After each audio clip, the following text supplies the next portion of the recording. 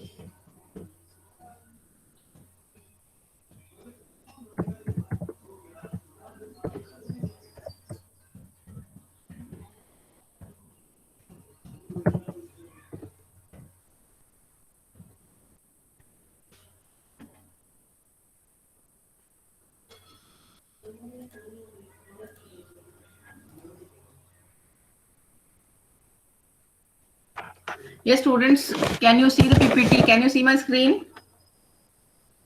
Yes, ma'am. Yes, in last class we were seeing the motivation and the very important concept we have seen, that the carrot and the stick. Yes, students, not only in the business life, in our daily life also we experience this. Correct? No, with the small kid also we do these things, and with the, in your home also, with your parents also will do this motivational activity. Similarly, in the organization also, with the employees, the organizer or the employer will do this. Correct? No, the carrot and the stick approach. Yes, we have seen the other technique also we have seen, and here the theories of motivation. What is motivation, students? What is motivation? Motivation is nothing but the inspiration, some inspiration which we are going to get from others. Correct? No, by the words, by their action. Response, students. Today I'm going to complete the syllabus. So this is the last topic. And after the completion of the syllabus, 2-3 classes, I want to do activity. Okay. Here we have some of the theories of motivation. The first one is needy priority model. Maslow's needy priority model. This is invented by Abraham. An American scientist, physiologist, has developed this theory. This theory name is needy hierarchy theory. Here, for this theory, we have some features. We have silent features of this needy theory. Is the urge to fulfill need is a prime factor in motivation. What is urge? What is the meaning of urge? 1 minute, students.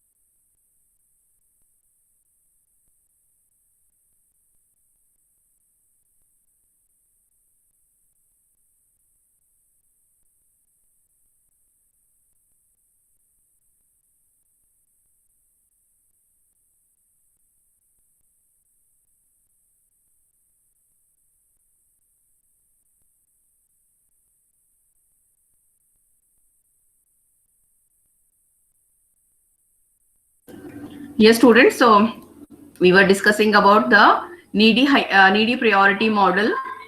So this is developed by Abraham. So he has developed. He's an American physiologist. He has developed this theory, that is motivation theory, and he has kept his name as needy. Yes, students. Am I audible now? Am I audible? Yes, ma'am. Yes, ma'am. Okay. So here we have the name of this theory is needy hierarchy theory, and we have some of the silent features of this theory are to urge the urge to fulfill needs to is a prime factor in motivation. What is urge? Urge means do something. We'll do something in the needy means what? A person who needs something. Need. I need money. Means I need something. That need is a verb. So that here what we are doing to get something, to get something. So here we need to fulfill the needs of a person, a need of a person. We have to urge. Urge means to work in that direction. To work in that direction. Suppose here, if you take an example of an organization, in an organization, what is the need? What is the need of an employer and what is the need of an employee? The employer need is to complete the project.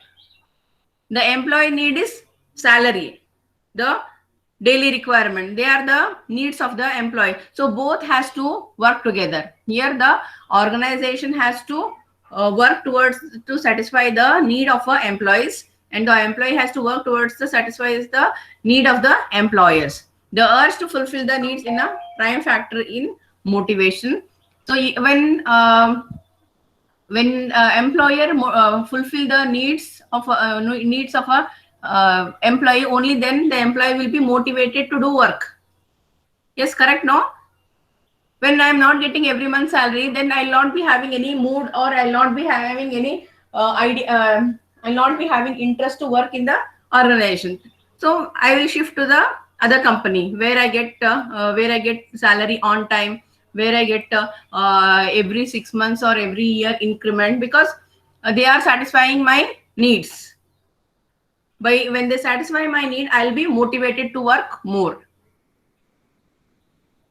Human needs from a particular structure or a hierarchy. Hierarchy means a structure will be there from either top to bottom or bottom to top. So in all, so hierarchical structure, the human need to work in a all direction. A higher level need does not become an active motivation from until the preceding lower order needs as satisfied. Yes, students, no. So when I see, my needs are, my lower level needs are daily 3 times I should get food, and I should with all the necessary requirement, with the satisfaction, I should lead my life. That is my lower level satisfaction. Higher level satisfaction, I want one bungalow, I want one big car, I want some other higher requirements. So first, the organization or as a human, we should satisfy with our lower needs.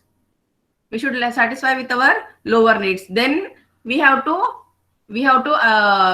hope for the higher level needs. As soon as one need is satisfied, another need emerges. Exactly. When daily I'm going to college by walk, I'm going. So tomorrow I will take one bicycle.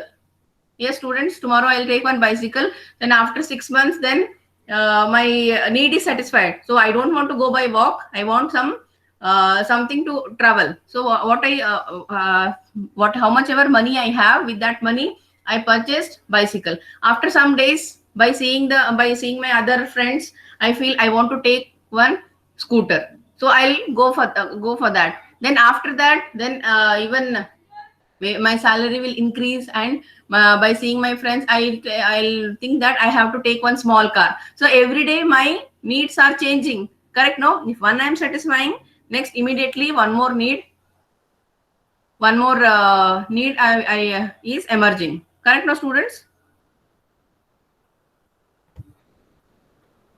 As soon as one need is satisfied, another need emerges.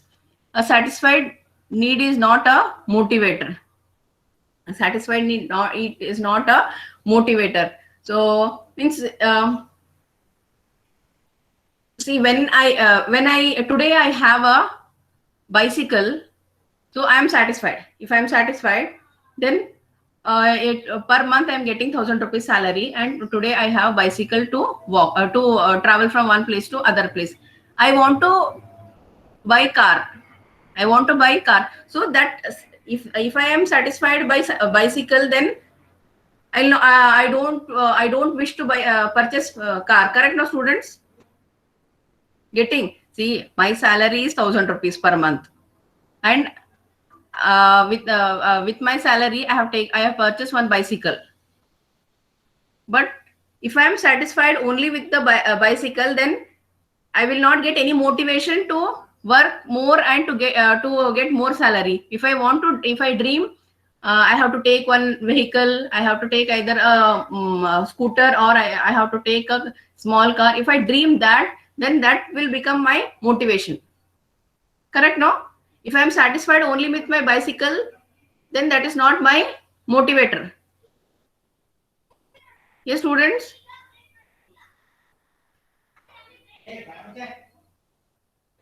Various need levels are interdependent and overlapping. Various needs are. Is you are listening or not? Students, are you understanding?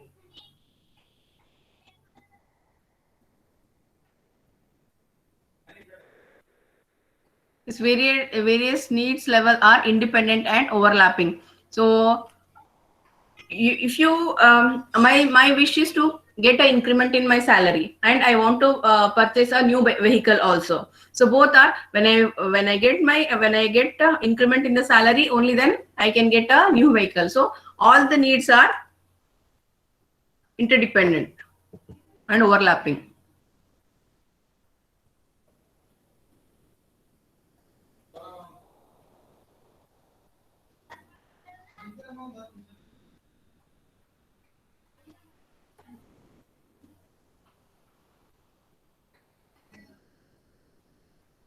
Here, this is a diagram for a hierarchical need. This is a diagram for a hierarchical need.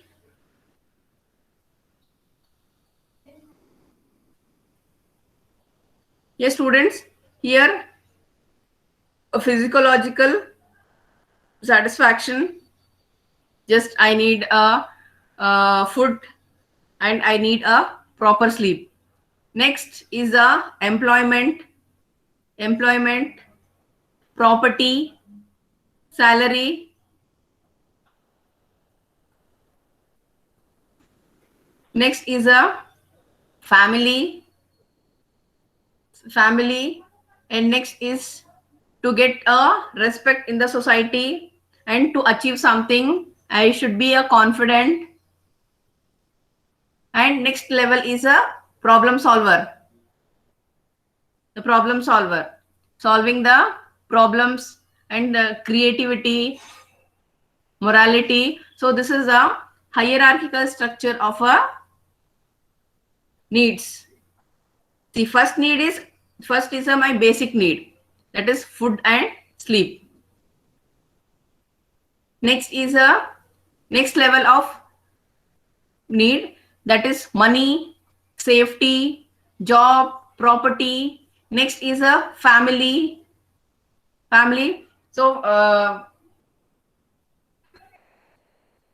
first what we do as a student, just will not think much about anything. Just we will if class is there, we'll attend the class, then we'll sleep on time, and we eat food on time. So our life will not be having much tension. Just once you get into the job, then you'll think of money. You'll think of making property. Next, you'll think of marrying. You'll think of family. Next, you'll self-estimation, self-confidence, self-achievement. You will think, and next will the problem, the lack of acceptance of fact, morality, and creativity and problem solving. We'll think in a higher way. So this is the hierarchical structure of a needs.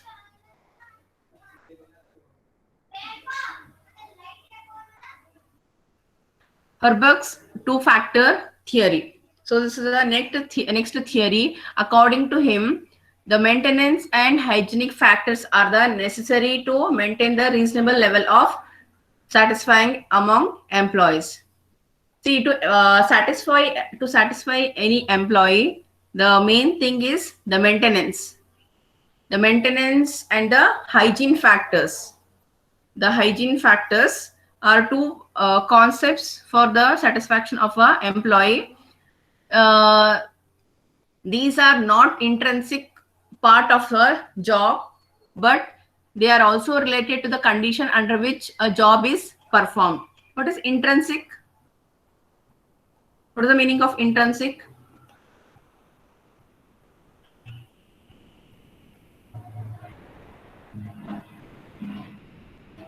Intrinsic means it is not intrinsic means core or main. So these are all these are not a main part of a job, but they are related to the job. These factors do not provide satisfaction to the employees, but their absence will dissatisfy them. See, the maintenance factor. The maintenance factor, it will not satisfy the needs of it will not provide a satisfaction to the employees. But if that is not there, then definitely it will lead to the dissatisfaction. On the other hand, motivation factors are intrinsic part of a job. Any increase in these factors will satisfy the employee and help to improve performance, but a decrease in these factors will not cause dissatisfaction. So the motivational factors are the main part of a job. It will help an employee to get satisfaction in the job. It will help the employee to get a satisfaction in the job. And Herberg noted that two sets of factors are unidimensional, and it is also related to the personality of an individual, who may be either a motivation seeker or a maintenance seeker.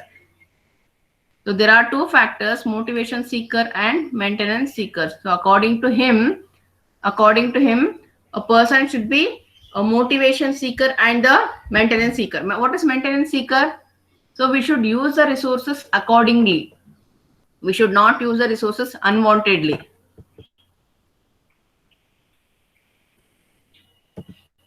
The third theory is X and Y theory. So there are two theories, there are two approaches, or there are two theories.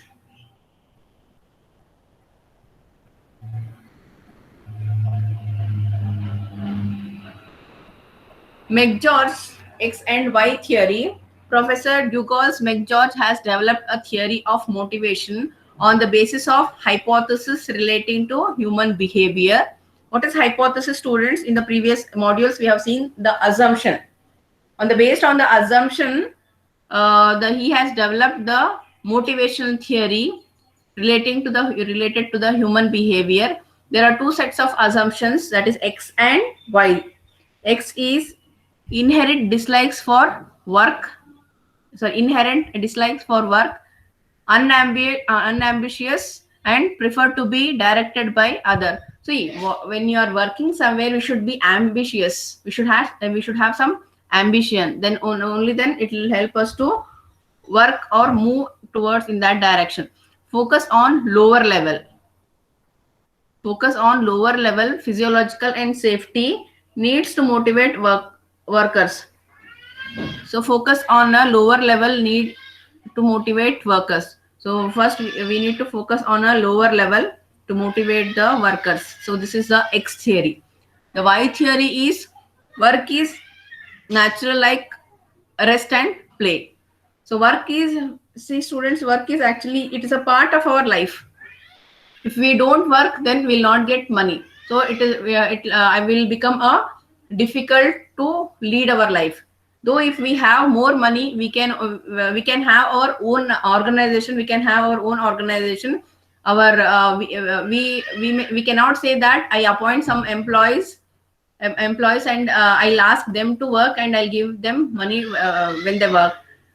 To monitor whether they are working or not, that is also one job, correct? No, that management is also one job. If we would being an employer or being an organizer, if you don't monitor the employee, then definitely they'll not work. So that monitoring is also a one job or one work. So the work has become a part of our life. Work is like a rest and play, ambitious and capable of directing their own behavior.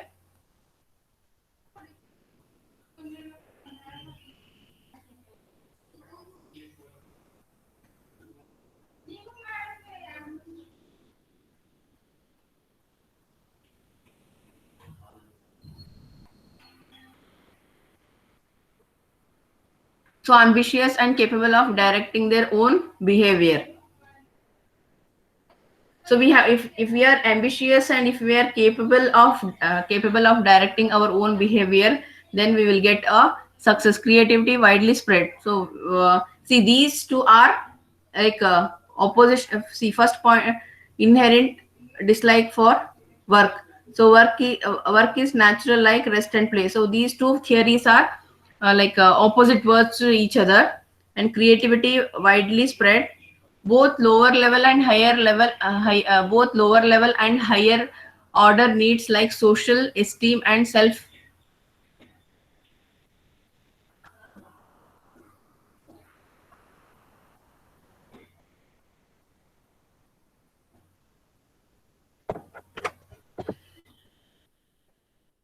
So next is a external control, the next continuation of that, external control and close supervisor required to achieve the organizational objective. Self directions, see here in the X theory, some supervisor is needed to monitor what work we are doing, whereas in the case of Y theory, self direction and self control. See, these two are different types of theory. In the X theory, some supervisor should be there to monitor whatever the work we are doing. But whereas in the case of a Y theory, a self direction, a self control will be there. Nobody will be there to control. Centralization of authority and autocratic leadership. So whereas the centralization authority, a central authority will be there, a person will be there, a person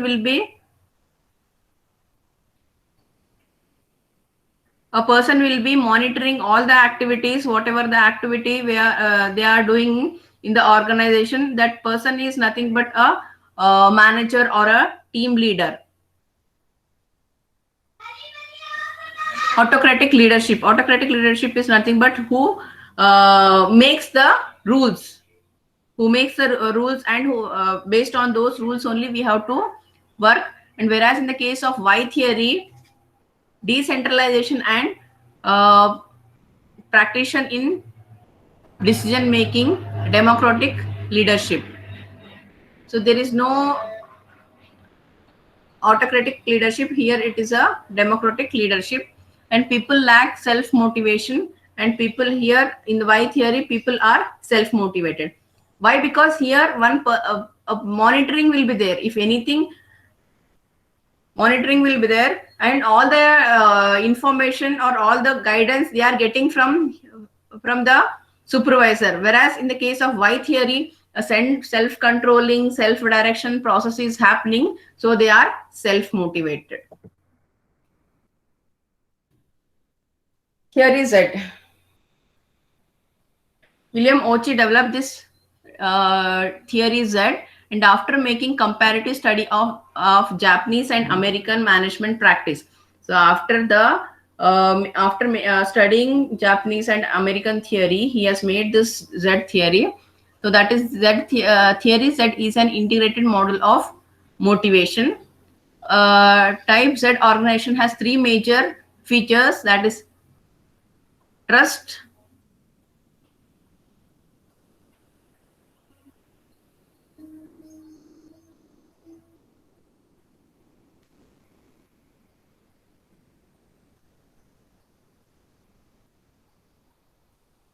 so a type Z organization has three major features: trust, subtlety, and intimacy. So these three are the features and the dissatisfaction features of theory Z are trust.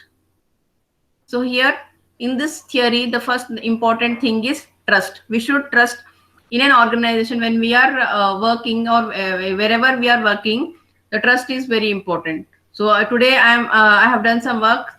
So tomorrow morning when I come back to office, so somebody should not destroy my work.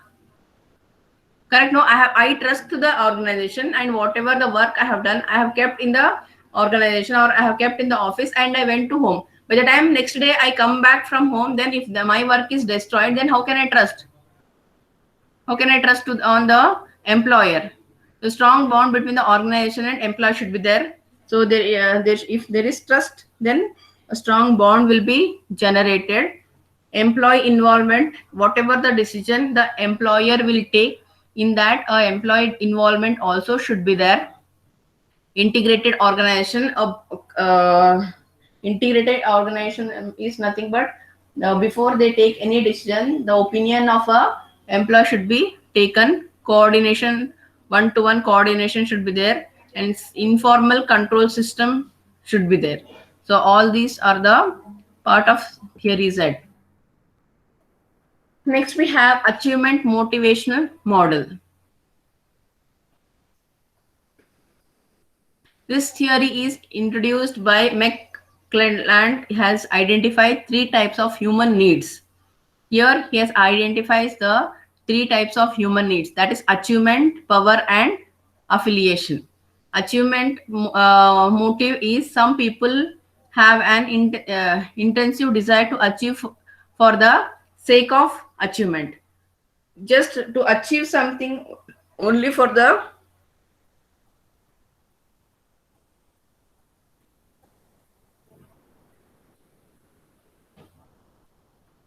sake of achievement, to satisfy their desires, they will do the achievement.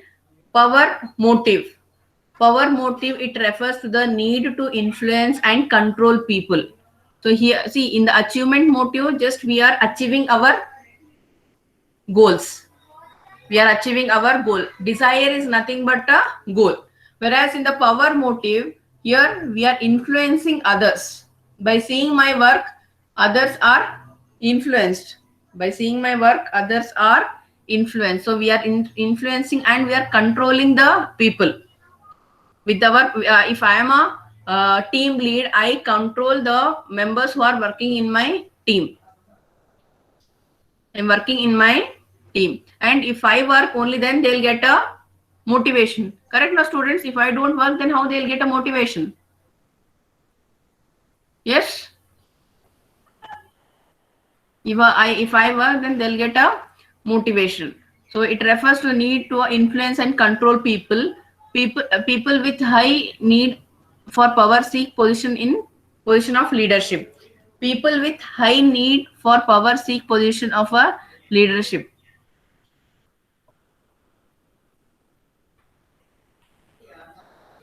The people, what they do, many people want to become a leader. So if they are if they have a controlling capacity, if they are able to influence the other employee, then they can seek the position of leadership. Affiliation motive, the need for affiliation reflects a desire to interact socially with people. So socially with the people we need to interact. Person with a high need for affiliation usually desire pleasure from being loud, and tend to avoid to pain of being rejected.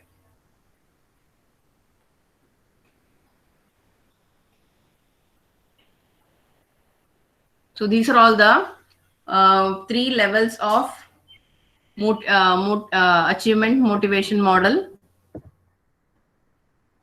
Adams equity theory. So Adams equity theory. This theory is based on the assumption that members of an organization expect justice,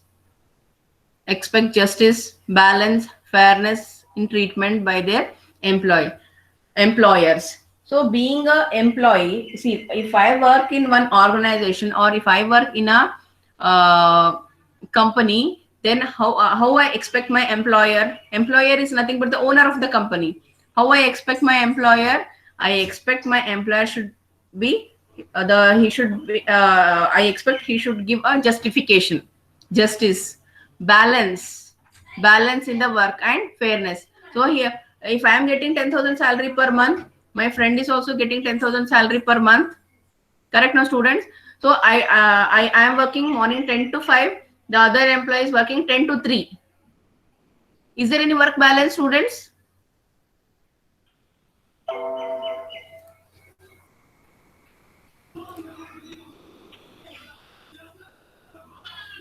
Yes, students, you are listening.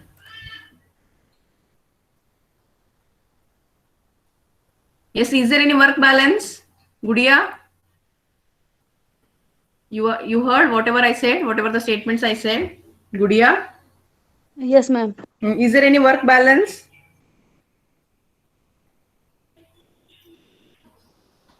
Did you listen whatever I told? Yes, ma'am. Tell me, is there any work balance? Okay, leave. See, students, what I was telling, I am also getting 10,000 salary. My friend is also getting 10,000 salary. I am working 10 to 5 and my friend is working 10 to 3. Is there any work balance? No, because I am working more. The other person is working less, but we both are paid equally. So there is no fairness. There is no work balance. So being an employee, I expect my employer should have a justification. He should expect justice, balance, and fairness. Input are the contributions which an individual precise that he puts into his job. The input, whatever the input he is putting in his job. The outcomes are the rewards, a salary, or the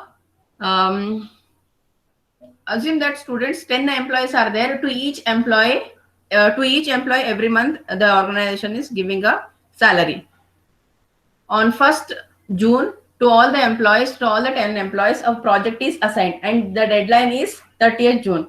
If group C, if group 4, 1 to 10 groups are assigned, or person 4 is completing the project by 25th June, and he'll ask the employer that assign me the new project, so what is his outcome?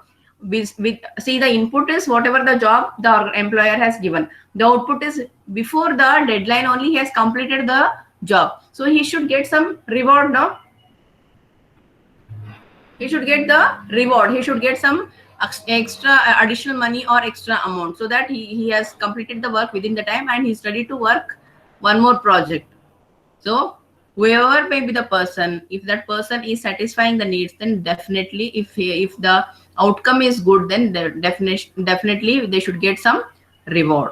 So outcomes are the reward which an individual receives from the organization and from his job. When the individual feels that outcomes he receives from the organization are fair in terms of his input, he is satisfied and motivated. You see, just now I told that person 4 has completed the project before the deadline only and he is ready to work on the next project. If the organization give him some appreciation money or some appreciation anything, if they give, then he'll be satisfied and he'll be motivated. Quickly he wants to complete the next project also, and other remaining 9 employees also will be motivated. If nothing is given, then what, next time what he thinks, if I am completing the project within the time also, they are not giving me any extra. Correct, no students? This is the human tendency. This is the like this the human will think. If I am completing within time also, I am not getting any extra amount. If I am completing on time also, I am not getting any amount. Then why I have to work more, and why I have to complete the project within the deadline? The employee will be demotivated there. The employee will not get satisfaction. Correct, no? So the reward is very much important, students. So equity outcome is equal to person's outcome divided by person input is equal to others divided by others input. Merits and demerits. The merits and demerits of a motivation theories. It tells manager that equity motive is one of the important motives of an employee. So it is one of the important motives of an employee. Perceptions and feelings are as important in motivation as facts. While determining a wage and salary structure in the organization, managers must pay attention to equity consideration. Yes, while deciding the wages and salary, the organizer or the employer has to see the has to apply this, has to check this equity theory. Why? Because in equity theory, we are seeing the how the outcome, and based on the outcome, we are giving the rewards. Correct, no students? If I am completing the project within the deadline, and before 5 days only I have completed the project and I am ready to do the next project, then I should get some appreciation. If I am not getting any appreciation, then it is like a demotivating a employee, and next time nobody will complete the project on time. So demerits, this theory is easily understood, but it is application is difficult. Sometimes if the application will become difficult, the process by which individual decide whom to compare themselves with is not clear. So what happens out of as sometimes it will become difficult. Why? Because out of 10 employees, I told fourth employee has completed the project within time. Who knows, maybe the remaining 9 employees are freshers. Correct, no?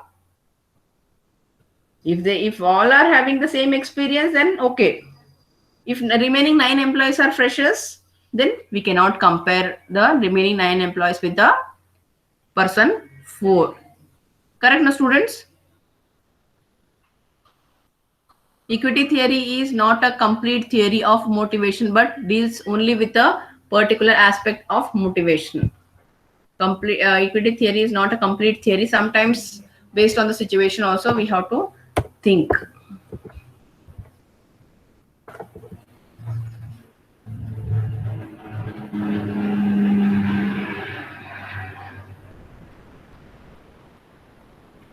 Vroom's expectancy theory.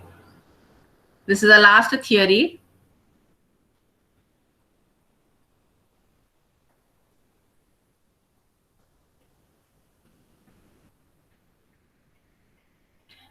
First, valence. Valence is nothing but it is an effective quality. It is a effective quality, or we can also say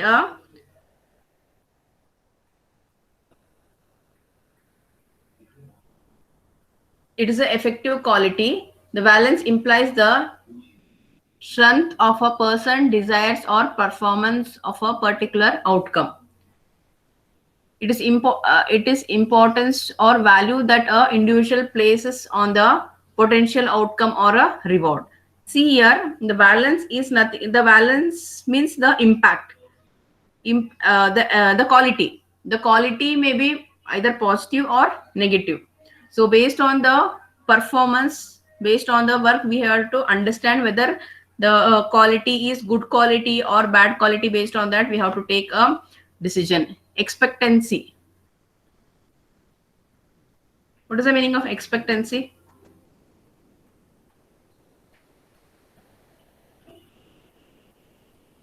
Anybody, what is the meaning of expectancy? Hoping, expectation, desire. It implies the extent to which a people believes that his effort will lead to high performance. Yes, I know how much knowledge I have. If I work more, then I know my capability. In 1 week, how many projects I can complete? In 1 month, how many projects I can complete? If I'm more knowledgeable, in 1 month I can complete 10 project. If I don't know anything, if I don't know about programming, then if you give 6 months also, I cannot complete one project. I know my performance. If I put more effort, then definitely I can perform well. Manager can improve expectancy by matching jobs to people. So manager can improve the expectancy level of a employee. Instrumentality. What is the meaning of instrumentality? Yes, students.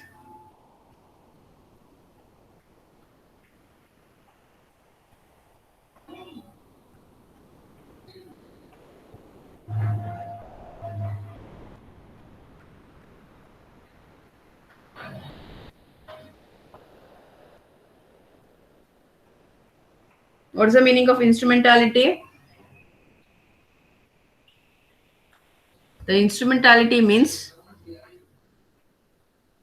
the fact or the quality. It implies the degree to which the first level outcome will lead to the desired second level outcome. So the instrumentality means the fact or the way of working. So how the outcome of first level of work and how the outcome of a second level of work it decides. And it is simply the relationship between first level outcome and the second level outcome.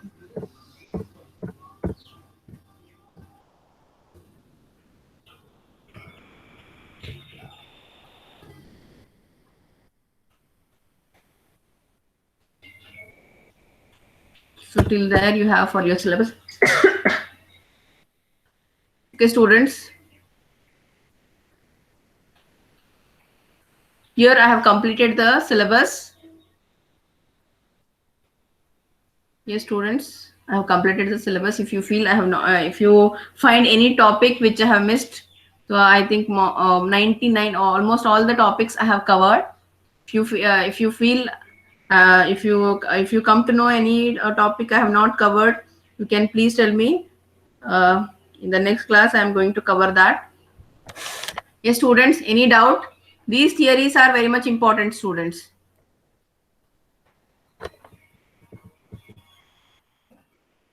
Anyway, this is also there. No, let me explain this transactional analysis. So next theory we have that transaction analysis. The transaction is very much important, students, in our daily life, also in our organization. Also, the transaction is very much important. The transaction analysis refers to the examination or the study of the transaction which takes place between two individuals. So it is a study of two individuals. It refers to the examination or study of a transaction which takes place between two individuals. The transactional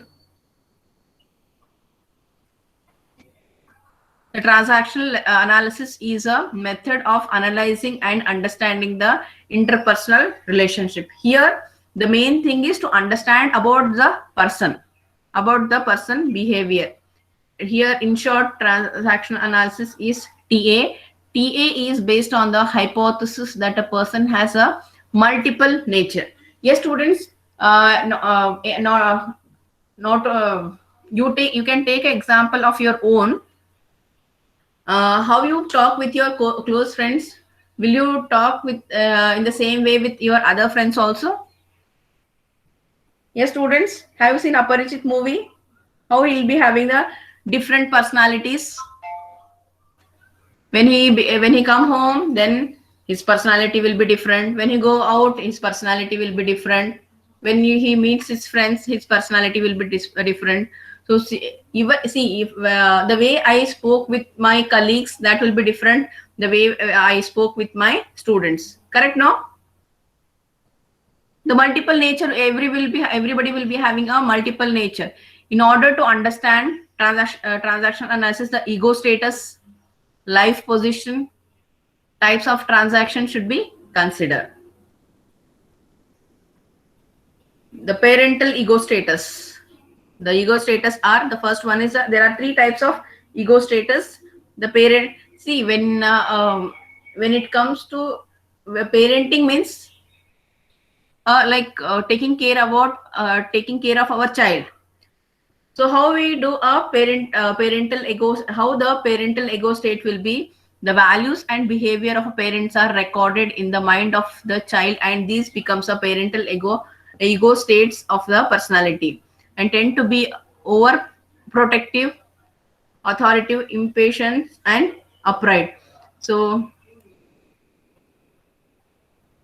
when we are talking about others, then we will think different. When we are talking about our kids, then we will think different. When we are talking about other kids' safety, then we are not so when we are not so concerned. When we are talking about our kids' safety, then we'll be very much concerned, very much protective. We'll be overprotective. Yes, this should not happen to this should not happen to my kid. That should not happen to my kid. When it comes to our kids, then we will be more protective. Adult ego state reflected in the behavior, which is relational, analytical, and a logical, weighing and pros and cons of our decision making situations. When it comes to adults, then we see which is good, which is bad, because we know our we are taking a decision for an adult stage. So based on the pros and cons, we'll take a decision based on the situation. Child ego state characterized by emotion, anxiety, fear, and conformity. So based on this, we take a decision. Life position. They refers to dominant physiology of an individual. It is tied to an individual's identity, sense of worth, and his perception of the people. So there are two ways. I'm okay, I'm not okay. If everything is okay, everything is going good, then we say okay. If anything goes wrong, then we say I'm not okay. So this is the transaction theory.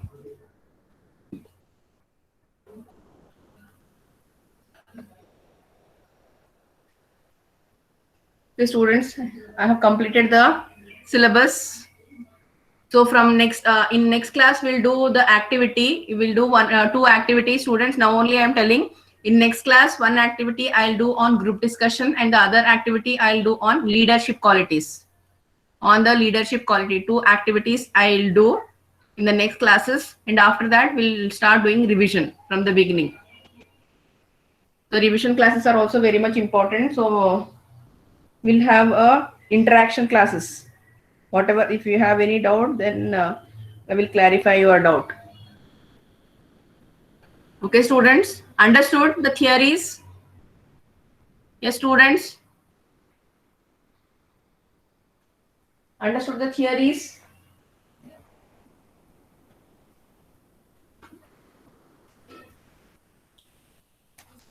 Answer your attendance, students.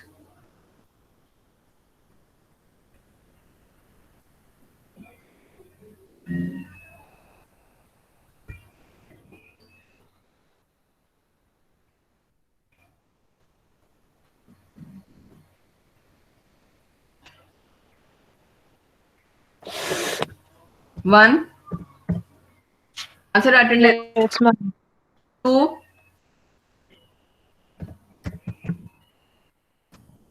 Abhinav is absent.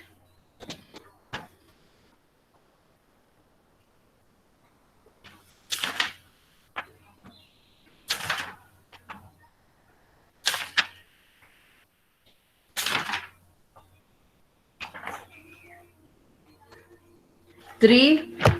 Present, ma'am. Four. Yes, ma'am. Five. Present, ma'am. Six. Present, ma'am. Seven. Present, ma'am. 8,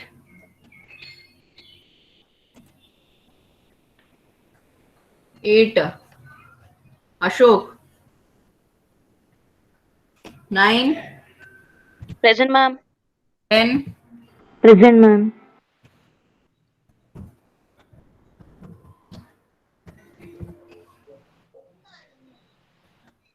11, Present, ma'am.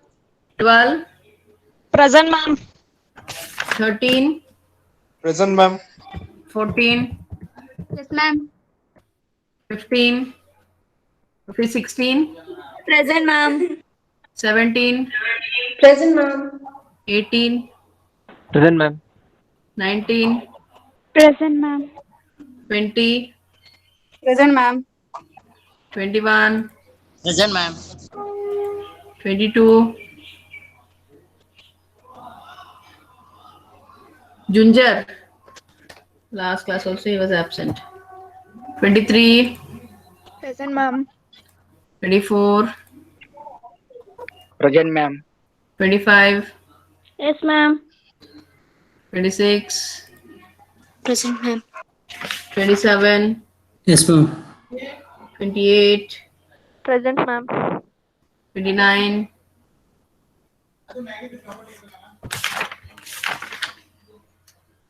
11, 30, Present, ma'am. 2, 2, Pavitra,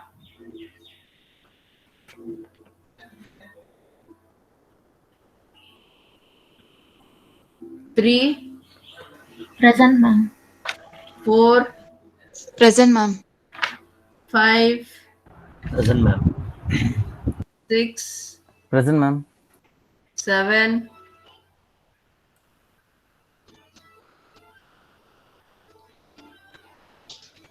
7 present, ma'am. 8, Present, ma'am.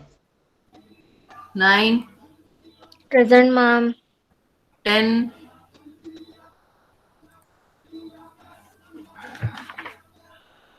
10, Rashmi. Ma'am, Pavitra present, ma'am.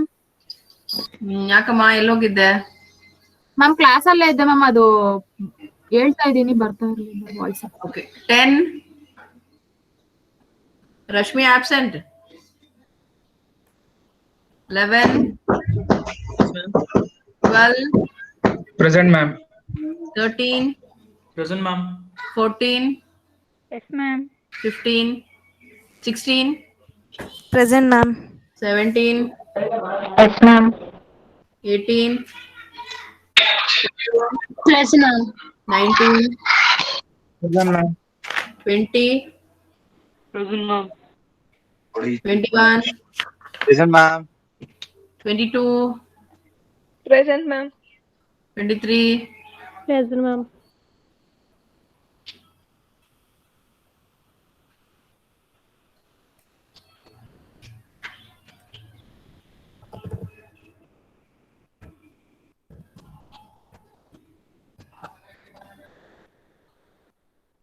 students.